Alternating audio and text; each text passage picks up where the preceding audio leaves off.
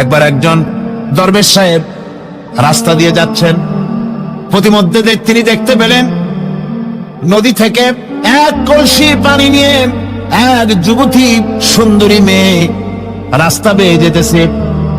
দরবেশ সাহেব দাঁড়ায় গেলেন আর ওই যুবতীর দিকে এক নজরে তাকায় আছেন, চোখে পলক দেয় না। এরপরে যুবতী থমকে দাঁড়ায় গেল।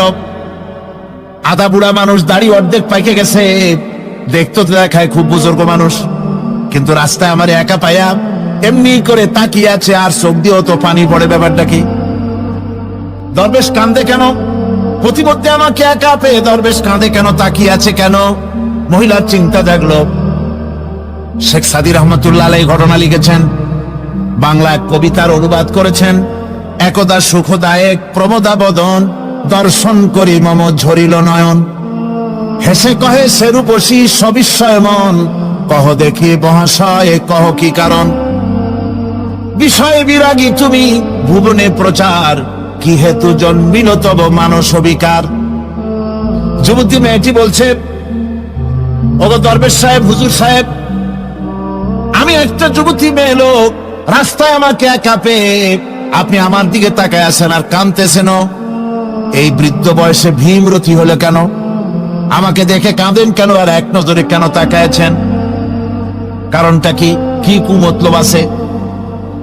দরবেশ সাহেব বলছেন, হেসে কহিলাম বালে করহ শ্রবণ, নেত্র ঝরে তবু হেতু ভেব না এমন। হে রূপসী মেয়ে, তোমার জন্য আমি কান্দি, একথা একবারও চিন্তা করো না।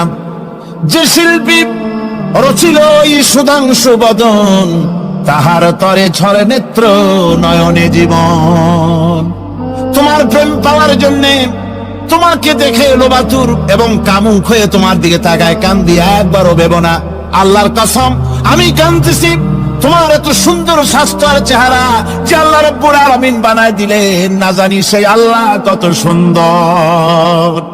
যার সৃষ্টি এত সুন্দর সে আল্লাহ রাব্বুল আলামিন না জানি কত সুন্দর। আল্লাহ পাক সেই সুন্দর আল্লাহ রাব্বুল আলামিনকে দেখার তৌফিক যেন আমরা পাই। জোরে বল আমিন। দরবেশ সাহেব চিত হয়ে শুয়ে শুয়ে তেলাওয়াত করতেছেন আর বলছেন, আল্লাহ রাব্বুল আলামিন, তোমার সৃষ্টি নৈপুণ্যতার ভিতরে কোনো ভুল ধরার ক্ষমতা তো কোনো মানুষের নাই। তবে একটা জিনিস আমার নজরে পড়লো, এই যে বিরাট বট গাছটা, পৃথিবীতে যত গাছ আছে যেমন গাছ তেমন ফল, তাল গাছটা যেমন ফলও তেমন, নারকেল গাছটা যেমন ফলটাও তেমন, কিন্তু এত বড় বিশাল বট গাছ ফল হতেছে ছোট্ট ছোট্ট ট্যাবলেটের মতো। গাছটা যেমন ফলটা তেমন হয়নি। আল্লাহ এটা ভুল না? তুমি বলেছো যে দেখো কোনো ভুল টুল আছে নাকি? তুই ভুল তো না, আমার চোখে এটা লাগলো, যেমন গাছ তেমন ফল হয় না। দরবেশ সাহেব চিত হয়ে শুয়ে শুয়ে তেলাওয়াত করছেন, মনের মধ্যে এই চিন্তা আসলো, গাছটা যেমন তেমন ফলটা হলো না। দরবেশ সাহেব বলেন, এই চিন্তা করতেছি, হঠাৎ করে একটা দমকা হাওয়া বয়ে গেল, ডালে ডালে বাড়ি লেগে গেল।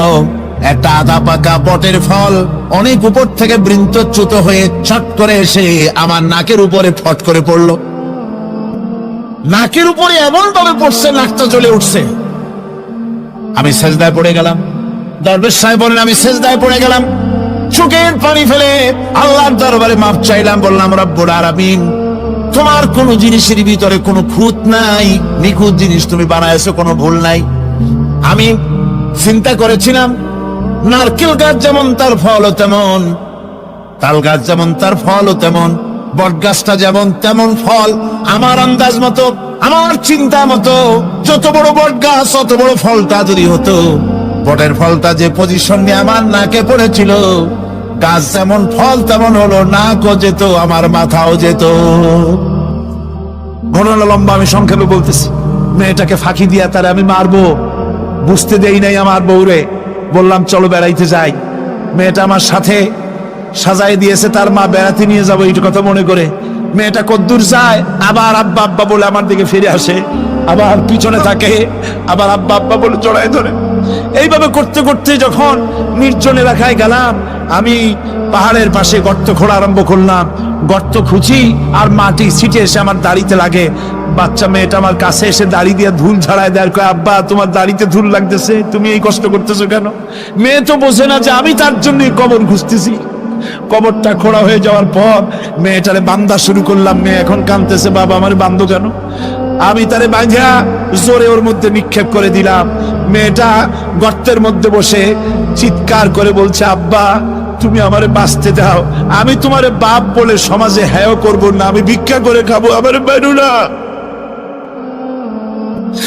লোকটি বলছি, ইয়া রাসূলুল্লাহ, আমার মনে দরদ আসলো না। আমি একটা পাথর উঁচু করে আমার মেয়ের বুক লক্ষ্য করে জোরে মেরে দিলাম। বুকটা ফেটে রক্ত ফিনকি দিয়ে উঠলো, আর মেয়ের বুক থেকে আওয়াজ বেরোলো, আব্বা। আমার কানে যেন এখনো সেই আওয়াজ বাজে। হাদিস শরীফে এসেছে, হুজুরের চোখের পানি দাড়ি ভিজে ভিজে জামার উপরে পড়তেছিল। হুজুর বললেন, আহারে, মানুষেও পারে এইরকম কাম করতে।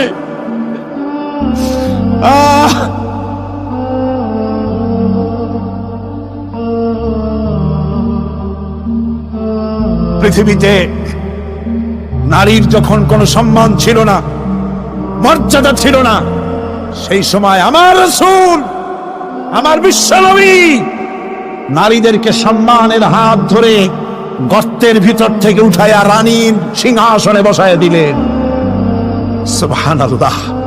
ইমাম জাফর সাদেক, তার কাছে এক নাস্তিক এসেছে। নাস্তিক বলছে, তার সঙ্গে ঝগড়া হচ্ছিল। সে বলছে, আল্লাহ আছে, আমি তো মানি না, আল্লাহ বলতে কেউ নাই। সৃষ্টিকুল চিন্তা করে একটা আল্লাহরে বানাইছে, আসলে আল্লাহ বলতে কেউ নাই। ইমাম জাফর সাদেক তাকে বললেন, আচ্ছা নাস্তিক, তোমার জীবনে কি এমন কোন ঘটনা কখনো ঘটেছে যে তুমি সমুদ্রে চলে যাচ্ছিলে, সমুদ্র পথে চলেছো, আর সমুদ্রে তোমার জাহাজ ডুবি ঘটেছিল, বিশাল ঢেউয়ের মধ্যে পড়েছিলে, এমন কি কোনো ঘটনা জীবনে ঘটেছে? নাস্তিক কিছুক্ষণ চোখ বুজে থেকে বলল, হ্যাঁ, একটা সুন্দর কথা আপনি বলেছেন। আমার জীবনে আমি একবার সদাগরি জাহাজে সমুদ্র অভিযান করেছিলাম। মাঝ পথে প্রচন্ড ঢেউ সৃষ্টি হলো, ঢেউয়ের মুখে জাহাজটা ডুবে গেল। তারপর নাবিক সাথী সঙ্গী নিয়ে মনে করেছিলাম যে বেঁচে থাকব। শেষ পর্যন্ত নাবিক হারিয়ে গেল, সাথী সঙ্গী হারিয়ে গেল। একটা তক্তা কোন রকম করে বুকের সাথে জড়িয়ে সাঁতরাতে লাগলাম। প্রচন্ড এক ঢেউ এসে আমার শেষ অবলম্বন, এই তক্তাটাও আমার কাছ থেকে ছিনিয়ে নিয়ে গেল। এরপরে কোন ক্রমে বেঁচে গেলাম। ইমাম জাফর সাদেক তখন তাকে জিজ্ঞেস করলেন, আচ্ছা সত্যি করে বলো, বুকে হাত দিয়া, যখন তোমার জাহাজটা ডুবে গেল সমুদ্রের ভেতরে, নাবিক হারিয়ে গেল, সাথী সঙ্গী হারিয়ে গেল, শেষ অবলম্বন তক্তাটাও যখন হারায় গেল, তখন তোমার মন কার কাছে সাহায্য চেয়েছিল বলো তো? নাস্তিক এবার কিছুক্ষণ নীরব হয়ে গেল। নাস্তিক এবার বলছি, সত্য করে বলতেছি, যখন আমার কাছে আর কিছুই অবলম্বন ছিল না, বাঁচার কোনো পথ ছিল না, জীবনের মধ্যে একটাবার সেই মুহূর্তে আমার মুখ থেকে নিজের অজান্তে বেরিয়ে গেল, আল্লাহ আমারে বাঁচাও। এই যে বললাম, সঙ্গে সঙ্গে এক তুফান প্রচন্ড আঘাত দিয়ে আমাকে ছিটকে দিয়ে ফিরে আমাকে নিক্ষেপ করে দিল। ইমাম জাফর বললেন, নাস্তিক রে, জাহাজ ডুবে গেল, নাবিক হারায় গেল, তক্তা হারায় গেল, যাকে জীবনে একবার জাগ দেওয়ার পর অত বড় বিপদ থেকে বাঁচায় দিল তোমার এই অদৃশ্য থেকে সাহায্য করে, সেই আল্লাহরে কেমনে ভুলে গেলে, কিভাবে তাকে তুমি অস্বীকার করলে? নাস্তিকের চোখ থেকে পানি বেরিয়ে গেল। নাস্তিক বলল, ইমাম, আমি ভুল করেছি, আমি আমার জীবনের সাথে প্রতারণা করেছি, আমি হাত বাড়ায় দিলাম, আমার ইমানের কলেমা পড়াইয়া দেন। নাস্তিক পড়ে নিল, লা ইলাহা ইল্লাল্লাহু মুহাম্মাদুর রাসূলুল্লাহ। হযরত আব্দুল্লাহ জুলবাজাদাইন, যার কথা বুখারীতে লেখা হয়েছে, সুবহানাল্লাহ।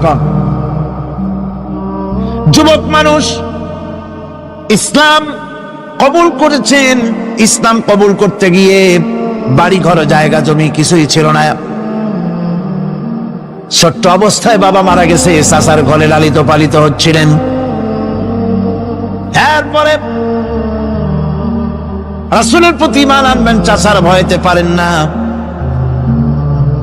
হুজুর হিজরত করলেন। আব্দুল্লাহ তার নাম ছিল, আব্দুল উজ্জা। তিনি চলে গেলেন চাচার কাছে। চাচা গো, মুহাম্মদ সাল্লাল্লাহু আলাইহি ওয়াসাল্লাম আল্লাহর নবী, ব্যাপারে তোমার মত কি? তিনি বলেন, আমারও তো তাই মনে হয়। যদি তাই মনে হয় তার উপর ঈমান আনবেন কিনা? চাচা বলে, না, কখনো ঈমান আনবো না। ভাতিজা বলতেছেন, চাচাজি, বছরের পর বছর ধরে অপেক্ষা করতেছিলাম, আমি আপনার অধীনে আছি বলে ইসলাম কবুল করতে পারি নাই। আমার ইচ্ছা ছিল আপনি আগে করবেন, তারপরে আপনাকে দেখা দেখি আমি করব। কিন্তু আপনি যখন ইসলাম কবুল করলেন না, আর করবেন না বলে যখন ঘোষণা দিলেন, আপনাকে উপস্থিত রেখে আমি ঘোষণা দিলাম, লা ইলাহা ইল্লাল্লাহু মুহাম্মাদুর রাসূলুল্লাহ।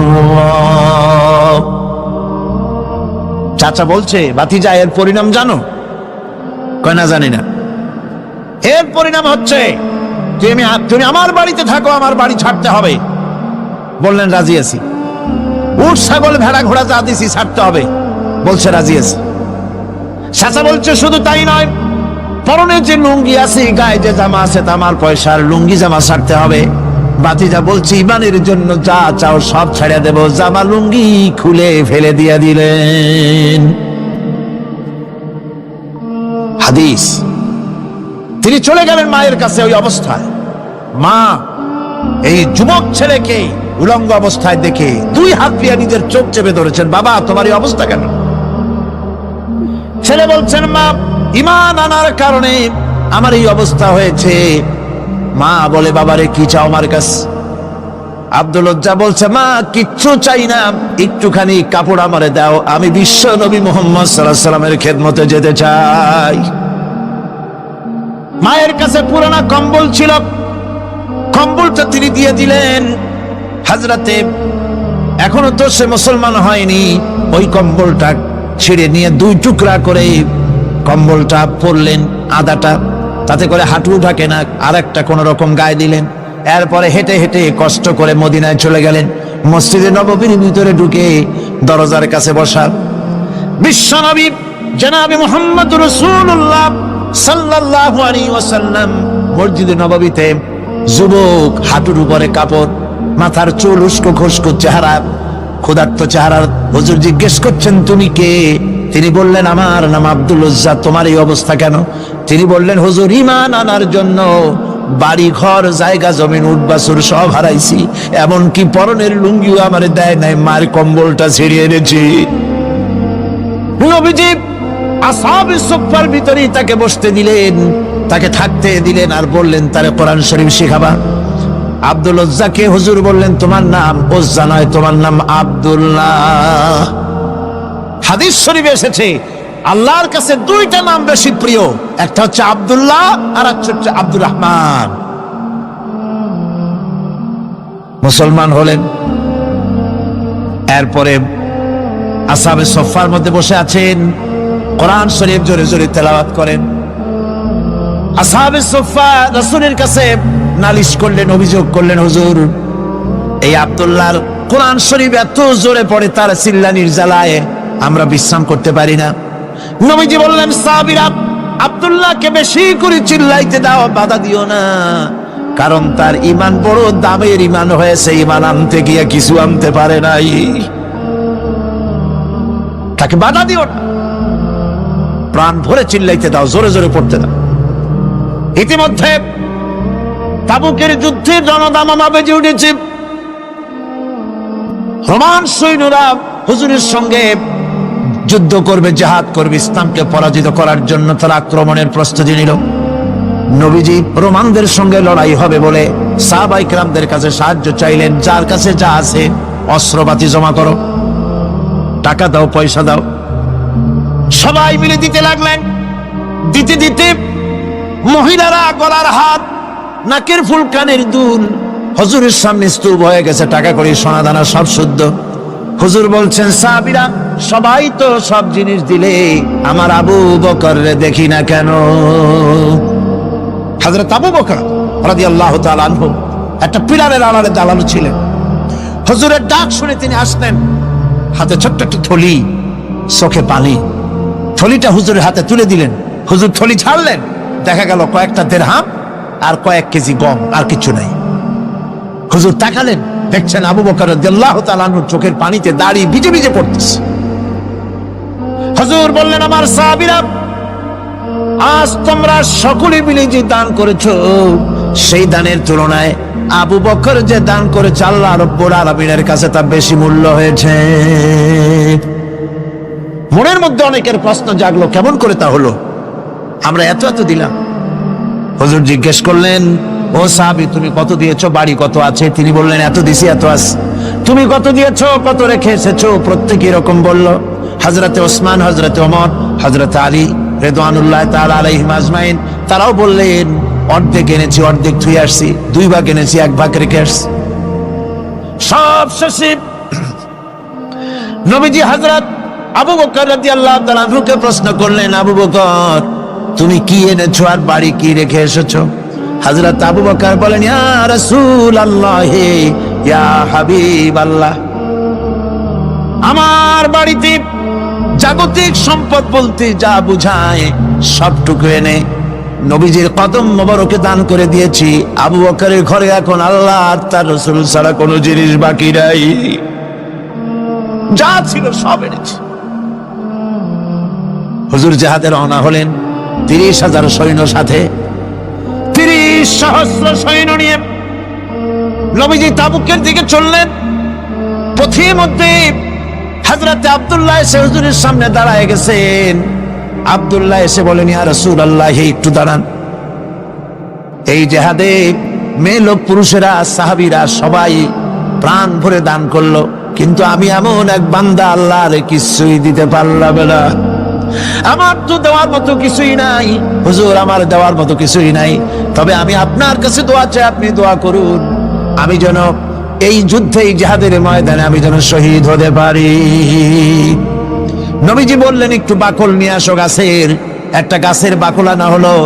এই বাকলটা হুজুর নিজ হাতে আব্দুল্লাহর হাতে বাঁধা দিলেন আর বললেন, রব্বুল আলামিন, আমি আব্দুল্লাহর রক্ত কাফিরদের জন্য হারাম করে দিলাম। হযরত আব্দুল্লাহ কেঁদে জারজার হয়ে যাচ্ছেন, বলছেন, ইয়া রাসূলুল্লাহ, আমি চাইলাম শহীদ হব, আর আপনি আমার রক্তকে কাফেরদের জন্য হারাম করে দিলেন। হুজুর বলেন, আব্দুল্লাহ রে, এখন যদি তোমার মৃত্যু জ্বরের ভিতরে হয়, আল্লাহ রাব্বুল আলামিন তোমারে শাহাদাত নসিব করে দিবেন। তাবুকের ময়দানে হুজুর চলে গেলেন। কয়েকদিন পরে খবর আসলো হুজুরের কাছে, আব্দুল্লাহ কয়েকদিন জ্বর ভোগ করে আব্দুল্লাহ মারা গিয়েছেন।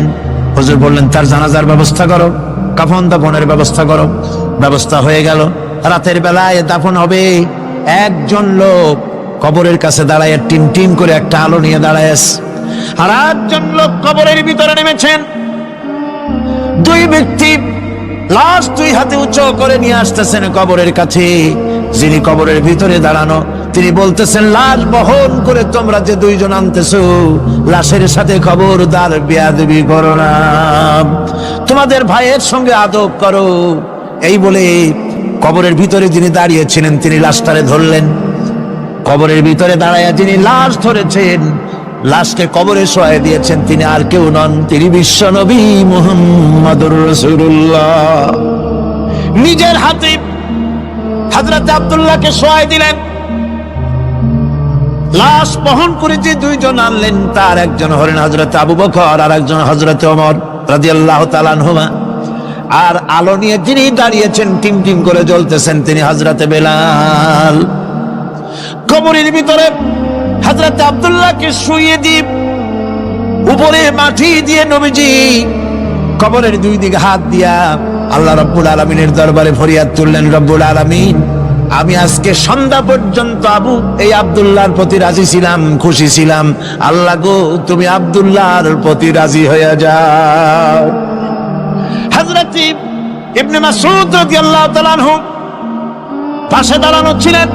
চিৎকার দিয়ে কেঁদে কেঁদে বললেন, আয় আল্লাহ তাআলা, এই কবরের ভিতরে আজকে আব্দুল্লাহ লাশটা না হইয়া যদি আমার লাশ হতো, আমার ভাগ্যটা খুলে যেত। শহীদের মর্যাদা আল্লাহ পাকের কাছে সব থেকে বেশি। এই শহীদের পথ নিয়ামত প্রাপ্তদের পথ, যারা নিয়ামত পেয়েছে পৃথিবীতে, নবীজিন, সিদ্দিকিন, শুহাদা,